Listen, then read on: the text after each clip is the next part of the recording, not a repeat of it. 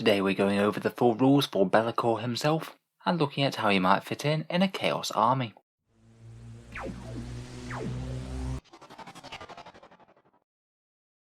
Hello and welcome back to Auspex Tactics, the strategy focused 40k channel, where today we're focusing on the Dark Master himself and his new rules as they've come out from Warzone Charadon 2, the Book of Fire.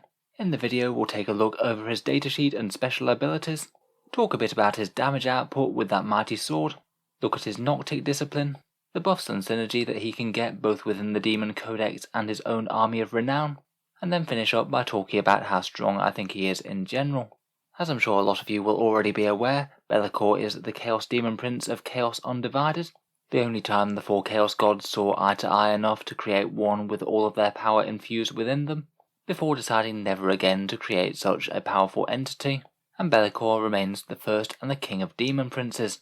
He commands a great army of Chaos Undivided, and is well known to strike mercilessly from the shadows, nearly impossible to pin down and destroy. So let's start off with a look at his datasheet. Be'lakor is an HQ choice for 360 points or 18 power, fortunately not a Lord of War choice, which does mean that he can be included quite easily within a Chaos Demon detachment. In terms of keywords, he is a monster, a character, a psyker, can fly, a demon and a demon prince, but perhaps most interestingly has the keyword for every single one of the Chaos Gods. He is Slaanesh, Tzeentch, Nurgle and Khorne all at once, and that's actually really important for allowing him access to a bunch of stratagems and synergy, and also allowing you to slot him in a Chaos Demon detachment like that, so he doesn't ruin their monofaction god loci ability, and he gains one himself. I was strongly suspecting him to have the Supreme Commander keyword, seeing as he does basically lead a great big detachment of all sorts of chaos combined, but it seems he does not have this, so you can't include him in a Supreme Command detachment. He doesn't have the Disciples of Be'lakor keyword innately, but he will gain it if he's part of his own Army of Renown, and that allows him access to a couple more options. Statline wise, for all these points he is pretty beefy: 12-inch movement, weapon skill and ballistic skill 2+, strength 8, toughness 7, 16 wounds, 6 attacks, leadership 9, and a 4+ invul. He's quite fast, is pretty tanky with those 16 wounds, and having 16 is kind of relevant as it means that he can still hide out of line of sight behind any obscuring terrain. When he degrades, he'll lose a bit of movement, strength and attacks, so he can be a bit weedier when he's on his lowest brackets, but should still be a pretty enormous threat to most units. His durability is massively increased by a few helpful special rules. He's always -1 to hit, and you can never reroll hit rolls against him. Both good things, and they stack quite nicely, so will certainly make him harder to shift, and against ranged attacks he's also -1 to wound as well. That one really breaks the efficiency of a lot of weapons, particularly when he's shot with anything that's less than strength 7, he'll just be able to laugh off the damage as they'll only ever wound him on a 6. Really good to know that if your opponent wants to shoot him off the table, then they're going to have to invest well over the odds. At least to most normal shooting damage, for the points he does compete really quite well, he's very very tough. For damage he strikes with his Blade of Shadows, which we'll look at its damage stats in just a second, but it's either got an anti-horde mode, strength user AP -3, damage 1, but he gets double the attacks, so 12 normally, and then his piercing strike mode, which is strength +4, AP -4, damage D3 +3, and ignores invulnerable saves. Ignoring invul saves is absolutely massive on a weapon with this much damage and this much AP. Most weapons like this, something like a 4+ invul will literally cut their power in half. Be'lakor doesn't care whether you've got a storm shield or a fancy character protected by a force field, he'll just go straight through that. He's also a psyker as well, can cast 2 powers per turn, and also deny once. He knows 2 powers from the Noctic Discipline and also smite. Again, we'll take a look at that in just a second. Finally, we get on to all of his many special rules. We already mentioned his powerful durability buffs. He also scares anyone he's fighting nearby, giving them -1 leadership and -1 combat attrition to anyone within 6 inches. Could be handy for causing a few morale casualties after he's chopped up a unit. Being the Dark Master, he's Lord of all Demons, which means that he can reroll hit rolls of 1 with any demon unit within 6 inches of him. The only units that don't get this are vehicle units, so he can buff anything from bloodletters to horrors, and I believe that would also work on things like Chaos Possessed or even Obliterators. That reroll 1's aura also works for any Disciples of Be'lakor unit that aren't vehicles, so his Mortal Chaos followers as well. Finally, that will also work on him as well, as he is a demon himself. so with that sword he'll be hitting on 2s re-rolling 1s. If he's your Warlord, then he must take the Shadow Lord Warlord trait. It's a command phase buff where you select one Disciples of Be'lakor unit within 9 inches of him, and that unit gets 4 re-rolls to hit. It could be really quite potent in a Disciples of Be'lakor army. 4 re-rolls on some powerful Chaos Marine shooting units, or perhaps a big blob of horrors casting flickering flames. But it does mean that there's no real reason to make him your Warlord if he isn't in his own army of renown, as it basically means that this Warlord trait won't have any effect. Finally, it seems that he really doesn't play well with other Demon Princes. He can't be fielded in the same detachment as any other Demon Princes, and if he ever catches up with any of them in melee, then he'll re-roll hits and wound rolls against them. To be honest, with Demon Princes he was already likely to kill them anyway with that sword. This just makes super sure. Funnily enough, if he did have some sort of mirror match, he'd be extra good at killing himself.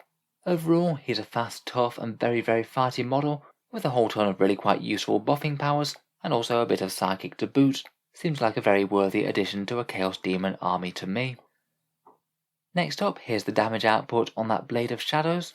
If it's fighting in anti-horde mode with the double attacks, you could average around about 10 dead guardsmen or 10 dead Necron warriors before reanimation protocols, or around 8 wounds to toughness 4 Space Marines. Certainly going to go through a fair amount of hordes, but maybe not quite as efficient as damage dealing against heavies. With his big damage D3+3 attack, Piercing Strike, that's an average of 5 dead intercessors, or even something like Blade Guard veterans, he really doesn't care about their invul. 4 dead Gravis armored marines, a crazy average of 19 wounds to a toughness 7 vehicle, or about 14 or 15 wounds to a toughness 8 one. The best part about that damage is that if you have invul saves, Be'lakor just doesn't care with the Piercing Strike. In particular, it makes him about one of the best character killers in the entire game. Most HQs rely on their invul saves to make them far tougher than normal, and Be'lakor will just chop them in half with no questions asked. Next up we come to his psychic powers in the Noctic Discipline, which does have a few powerful options. Shrouded Step is Warp Charge 6, only any use in a Disciples of Be'lakor army, and it essentially makes one of them teleport around the table. A nice buffing power if he is being used in his army of renown. Breathed in Shades is also for Disciples of Be'lakor only. One non-vehicle or monster unit can't be shot unless it's either the closest target or less than 12 inches away. Maybe handy on a powerful Chaos Space Marine shooting unit. Pall of Despair is Warp Charge 8. You select one enemy unit within 18 inches, roll 3d6 against their leadership, and if it equals or beats them, then you get to choose one of these different debuffs. Either you can't use one aura ability on their datasheet, they can't perform actions, or they fight last in melee.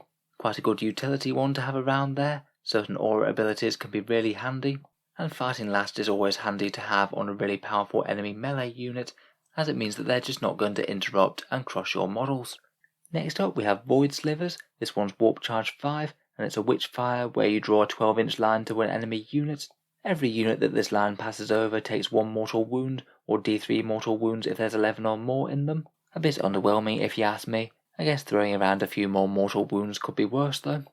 Then there's Penumbral Curse, Warp Charge 7, which is an 18-inch range melee debuff on a unit. It makes them -1 to hit, and any of their AP and melee attacks also gets worse by -1. Seems handy enough in conjunction with a Chaos Demons army. Almost all of them want to do their damage in melee. Finally, we have another Witchfire called Betraying Shades. This one's Warp Charge 6. You pick 6 models from the unit, add up the number of attacks that they have in total, roll a d6 for each one of those attacks, and for each roll of a 6th then they get a mortal wound on their unit. A bit complicated, basically means that they'll do more mortal wounds to anything that has a high number of attacks. As a bonus, if you cast it on an 11 or 12, then you get the mortal wounds on a 5+, not just a 6. Not bad, maybe okay against things like Space Marines, but perhaps just a tiny bit situational. Some armies just really aren't going to care all that much about this. Overall, I'd say perhaps the most powerful ones are the first two, but they're only ever going to be relevant in a Disciples of Be'lakor army, and even then you might still be better off with them on a different Psyker, so Be'lakor doesn't have to be escorting other units around, and he can just go off and do his own thing. Otherwise, I think that Pall of Despair and Penumbral Curse both seem pretty useful to have around, or maybe Betraying Shades if you just want a little bit more mortal wound damage output. Moving on, let's talk about a few more buffs and synergy that Be'lakor can have with the rest of the Chaos Demons Codex. First up, having every god's keyword does mean that he works really well with the demon loci rules. He gets a locus himself, and perhaps the best use of this is allowing him to advance and charge in a Slaanesh Demon's detachment. Be'lakor is the exact sort of deadly cannonball that you just want to throw forward as fast as possible, so getting an extra d6-inch threat range every turn for free really seems like a good idea. He could easily be another threat to a big Chaos Monster Mash list, maybe alongside a few Keepers of Secrets, and perhaps some other things like either Chaos Knights, Mortarion, or an Exalted Lord of Change in another detachment. Obviously that's not if you're using his Disciples army.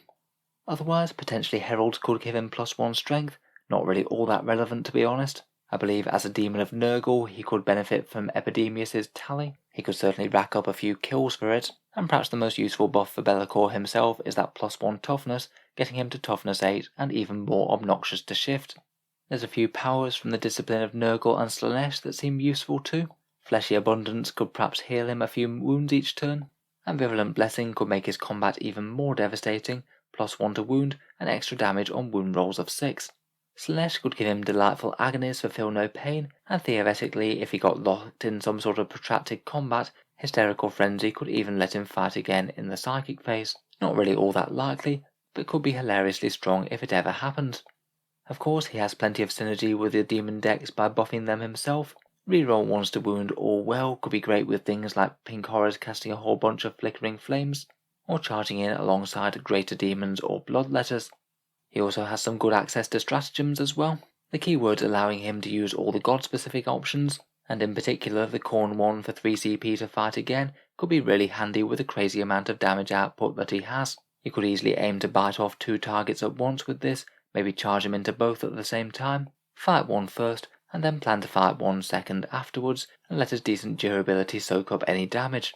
Otherwise there's 2 CP to regenerate D3 wounds as a Nurgle demon, 1 command points to cast another psychic power if you absolutely need to have Smite as well as the Noctic spells, and 2 pretty handy ones from Slaanesh, 1 command point for exploding 6s to hit, usually a +20% increase, and 1 CP for -1 attacks to whatever unit he's in combat with. That could be a handy defensive one. Finally, you could theoretically deep strike him for 2 command points, though I don't think that's really going to be worth it. I think with the amount of investment he is, you probably want him starting on the board and dealing damage as soon as possible. Overall, out of all these, perhaps Advance and Charge in Slaaneshi detachments is perhaps one of the easiest ones to get, and also the most meaningful for his charges in-game, and he certainly seems like a good target for investing command points to translate to extra damage or survivability. Command rerolls on his save will be really quite valuable, and also if he happens to be charging in, rerolling his charge could be the difference between dealing loads and loads of damage or not doing so. Moving on, if he's included in his own Disciples of Be'lakor army, he does also get another few benefits. He'll pick up an extra -1 to hit with the Locus of Shadows, that's only if he's shot from greater than 12 inches away by enemy units, and most of the time it won't be relevant as he's already -1 to hit and it caps at -1. But if your opponent ever has a +1 to hit for any reason, then it means that could be counteracted. His Warlord trait will actually be able to come into its own here. 4 rerolls for a unit of Horrors, Obliterators, Bloodletters, or Chain Cannon Havocs could be fun. He could make use of those Noctic spells to buff nearby units. And perhaps the most useful stratagem out of his Disciples is the 2 CP Blessings of Be'lakor one. If your opponent does manage to land a big hit through all his defensive barriers, then for 2 command points you can make it just go to damage 0. That could be incredibly frustrating if maybe you manage to land a damage D3 +3 damage wound on him, and then you can just pay 2 CP to make that go away. I'll hopefully be covering his Army of Renown, the Disciples of Be'lakor, in a future video. So overall, how strong is Mr. Be'lakor then? I personally think that his raw stat line gets there. He's a massive threat with that ignores invul rule, and your opponent is really going to struggle to ignore him. I think he is both interesting both in his own unique army and as part of a more allied chaos list, and you do get benefits and trade-offs for both. In game you really have to think about maximising your return on investment. He's over 1/6 of your army and you really need to be getting him into combat as much as possible. Ideally turn 1 he'd be out of line of sight and also as far forward as possible, and then jump forward pressing up alongside multiple other threats, moving towards midfield objectives and destroying any enemy heavy units that he can get his hands on. If he can be running alongside other Chaos Demon units to make use of his rerolls, then all the better. Overall, his durability at range is really strong indeed. For 360 points he would take 36 las cannon shots to bring down, and that does compete really quite well with a lot of big heavy hitters. And in melee, we've already seen his damage output, and that's more than adequate for his points cost, I think. In terms of weaknesses, I guess a lack of character protection doesn't help all that much. Even with all his special rules, he does have the option of being focused down with loads of firepower from the opponents, so if he was particularly a model that they needed to remove, it could often be possible. Most of the time though, I think they would have to invest over the odds to make that happen. As with many things, maybe one of the things that he'd fear the most at the moment would be the Skitarii Vanguard with their 4+ to wound stratagem, though generally that can be said about virtually any non-vehicle unit in the game. Otherwise, he is a fairly big investment. If he can't get his hands on anything meaningful, then that could be a bit of a waste of points, either if he's just stuck chasing down chaff, or potentially if he gets locked up with a really durable horde that he has to spend several turns chewing through. Finally, I think it might be slightly hard to leverage all his buffs at once. Some of his nice options are only really available if he's part of his Disciples of Be'lakor army, where that also locks you out of being able to take several other strong options such as Greater Daemons. In general though, he overall seems really easy to use, really good value, and I'd certainly rank him as one of the stronger units out of the Chaos Demons decks. I think it's good to see Chaos get a solid power boost in this model, and I'm sure it'll be gracing many battlefields in the future. So let me know what you think of Be'lakor down in the comments below. Is he strong enough to be worth including in a Chaos army? If you'd like to see any more videos like this, including a review of Be'lakor's Army of Renown, the Disciples of Be'lakor, feel free to subscribe to Auspex Tactics. Hopefully I will have that video out within a few days. Finally, if you have been enjoying all the videos on the channel, I would just like to mention that Auspex Tactics has a Patreon page, which you can find down in the video description.